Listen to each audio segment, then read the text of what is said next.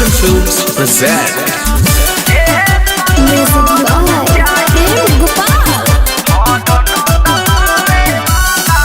सखी करब नयापन जवानी बर्बादी मन जोग महरद से करब हम शादी सखी करब नयापन जवानी बर्बादी मन जोग महरद से करब हम शादी पहचा में धके रोज ओढ़ावा के जाबे वाला पहचा में धके रोज ओढ़ावा के जाबे वाला एहे सखी मरद चाही हर न दबावे वाला एहे सखी मरद चाही हर न दबावे वाला एहे सखी मरद चाही हर न दबावे वाला। Mixed by Reality Recording Studio, Narkatiyaganj.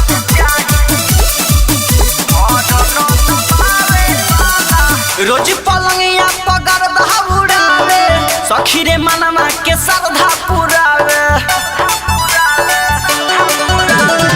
रोज पलंगिया पगर दहाउड़ावे सखी रे मनवा के श्रद्धा पुरावे आवे जब से जिया कोरावा में जाते वाला आवे जब से जिया कोरावा में जाते वाला एहे सखी मरद चाही हर न दबावे वाला एहे सखी मरद चाही हर न दबावे वाला एहे सखी मरद चाही हर न दबावे वाला। Presented by Golu Sanjeev. एहे सखी मरद चाही हर न दबावे वाला। सखी हमारा सुन सच कहतानी बुझे जवानी जवन बरसानी सखी हमारा सुन सच कहतानी बुझे जवानी जवन बरसानी राम गोली राइडर टुन टुन जैसन बात माने वाला गोलू राम बोली संजीव जैसन बात माने वाला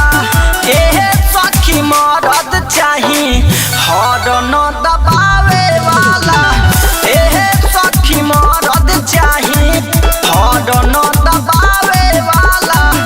एहे सखी मरद चाही सखी कहब नयापन जवानी बर्बादी मन जोग महरद से करब हम शादी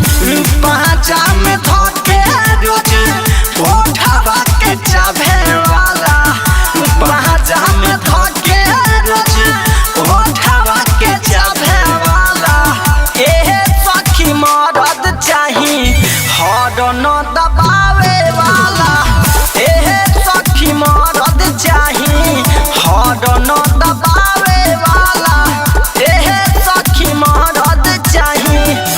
Reality Recording Studio, Narkatiyaganj.